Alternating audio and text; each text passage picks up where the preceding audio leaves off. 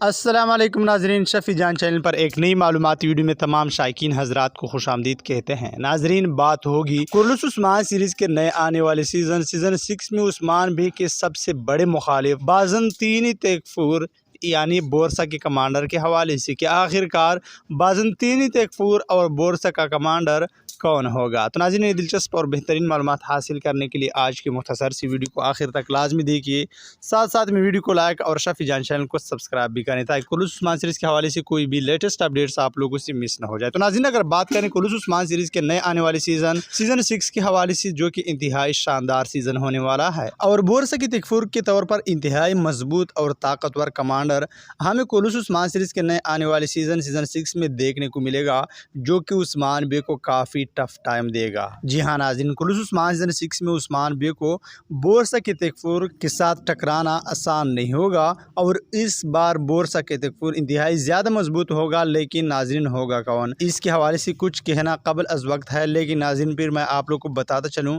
کہ یا تو قسطنطین پالیولوگس کا باپ ہوگا، جو کہ کرولوس عثمان سیزن 6 میں ہمیں دیکھنے کو ملے گا، یا پھر ایک اور تاریخی کمانڈر ہوگا جو کہ کرولوس عثمان سیزن 6 میں عثمان بے کے ساتھ ٹکراتے ہوئے نظر آئیں گی۔ تو ناظرین، سب کے حوالے سے آپ لوگ کیا رائے رکھتے ہیں کمنٹ باکس میں ضرور بتاتے چلیں، اور اب میں اجازت چاہتا ہوں، ملتے ہیں ایک نئی معلومات ویڈیو کے ساتھ، تب تک خدا حافظ۔